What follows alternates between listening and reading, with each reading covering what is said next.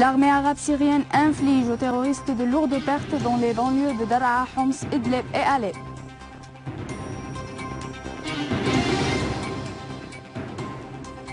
Le ministère des Affaires étrangères et des expatriés réclame le Conseil de sécurité de condamner l'attentat terroriste de la ville de Hasakeh qui a fait plus de 40 martyrs et 96 blessés.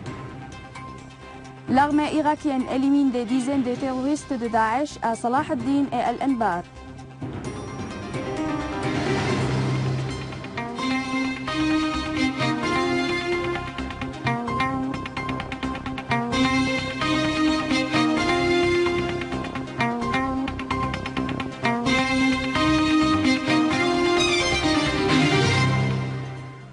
Mesdames et messieurs, bon après-midi. Après les titres, voici notre journal. Le président Bachar al-Assad a reçu aujourd'hui l'envoyé spécial du président russe, M. Azamatullah Kulmohammadov, et la délégation qui l'accompagne. L'entretien a porté sur les efforts déployés par la Russie pour la deuxième réunion du dialogue intersyrien à Moscou. Les deux parties ont examiné l'importance de la continuité de la consultation et la coordination entre la Russie et la Syrie pour faire réussir ces efforts. Le président al-Assad a mis l'accent sur la confiance du gouvernement et du peuple syrien en la direction russe en vue de trouver une solution à la crise syrienne en dépit de tous les obstacles.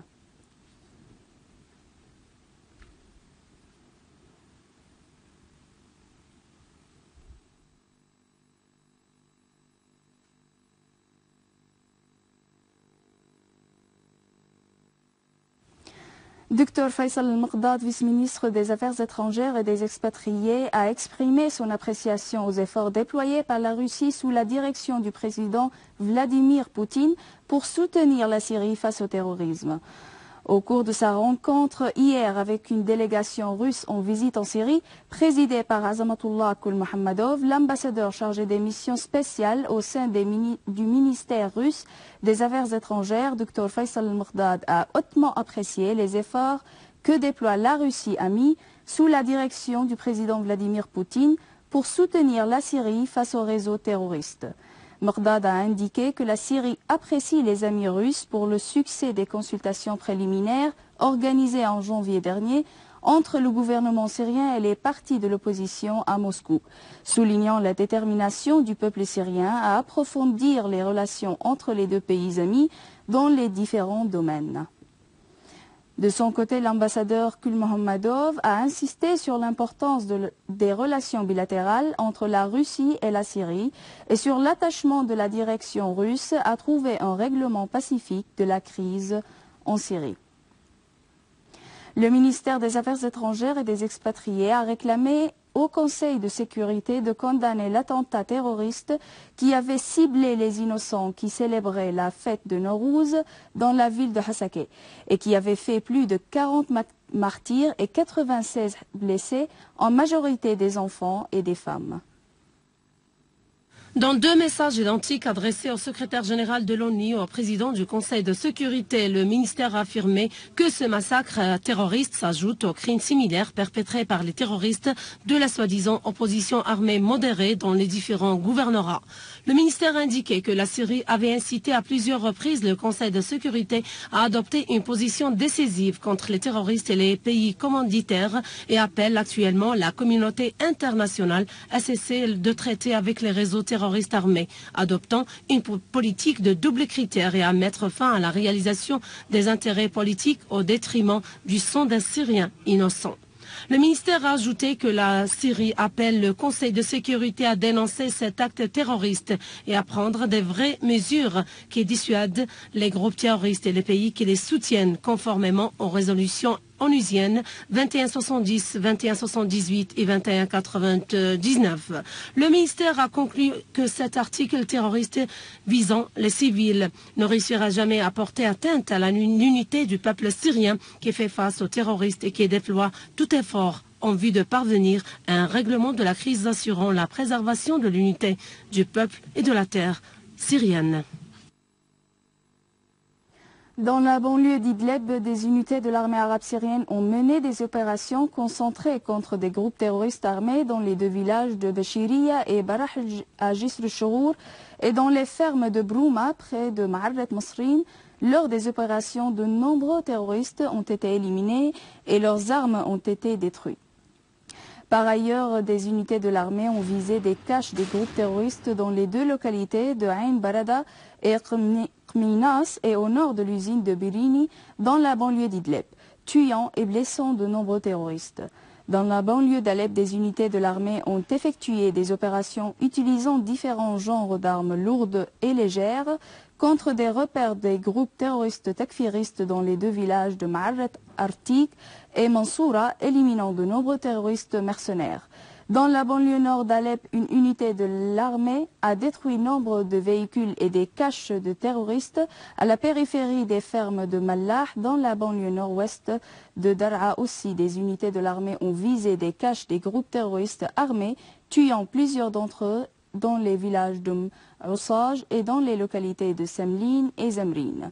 De plus, une autre unité a repoussé une attaque terroriste menée par l'organisation terroriste du Front Nosra dans la localité de Saïda contre un point militaire à l'alentour du village de Rajmemchour, dans la banlieue est de Dar'a, précisément dans la région de Gharia Gharbiya, Bousra Sham, Jemrin, Smad et Saïdoun.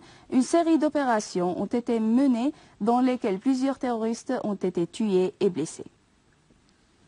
En Irak, l'armée a neutralisé plus de 70 terroristes de Daesh et détruit 10 véhicules et un certain nombre des caches de l'organisation terroriste dans les frappes aériennes à Salah ad-Din. À Al-Anbar, l'armée a repoussé une attaque lancée par des terroristes de Daesh en plein centre de Ramadi et a réussi à éliminer des dizaines d'entre eux. En premier désaccord public entre le gouvernement turc et Erdogan depuis son arrivée au pouvoir en août dernier, le deuxième homme du Parti de la Justice et du Développement et vice-premier ministre Bülent Arınç a critiqué les déclarations d'Erdogan sur la formation de comités pour suivre le processus de règlement de la question kurde, le qualifiant de menteur. À cet égard, un rassemblement de l'Union des conservateurs de la religion et des partis islamiques ont condamné la politique hostile adoptée par Erdogan contre la région, y compris la Syrie. De ce fait, ils ont organisé une grande manifestation condamnant la politique du Parti de la Justice et du Développement, surtout en ce qui concerne la Syrie, où il a utilisé le confessionnalisme pour servir ses intérêts et exécuter les dictats de ses maîtres aussi. Ils ont affirmé que le rôle d'Erdogan et de son parti dans la propagation du terrorisme via le soutien financier et logistique, en abritant les terroristes sur les territoires turcs, tout cela a porté atteinte à l'islam qui appelle en réalité à la fraternité et la paix.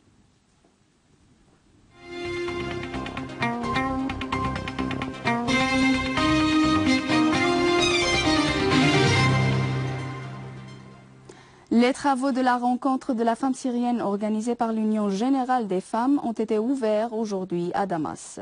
La rencontre a pour but d'élargir la base de la participativité avec les partis politiques et les associations civiles et de développer le rôle de la femme syrienne dans la reconstruction de l'homme et de la patrie. Le championnat de la fidélité de l'équitation a clôturé au club de martyrs Bas el-Assad à Dimas dans la banlieue de Damas. Au cours de ce championnat qui a duré 4 jours avec une participation imposante, le cavalier Mustafa Zandari a remporté la première place pour la catégorie A. Cette compétition de la fidélité ne s'est pas seulement limitée aux adultes, il y avait également des jeunes Syriens et des handicapés. Comme participants, les noms des martyrs sportifs étaient présents aussi dans ce championnat en reconnaissance à leur sacrifice consenti pour leur patrie, affirmant que les chevaliers de la Syrie continuent toujours d'exercer leur sport. À la fin de ce journal, je vous rappelle les principaux titres. L'armée arabe syrienne inflige les terroristes de lourdes pertes dans les banlieues de Dar'a, Homs, Idlib et Alep. Le ministère des Affaires étrangères et des expatriés réclame au Conseil de sécurité de condamner l'attentat terroriste de la ville de Hasakeh qui a fait plus de 40 martyrs et 96 blessés. L'armée irakienne élimine des dizaines de terroristes de Daesh et Salah ad-Din à Al-Anbar. Je vous rappelle que vous pouvez consulter notre site internet syriaonline.sy pour revoir ce journal et davantage d'informations. Merci de nous avoir suivis. Je vous souhaite une bonne journée.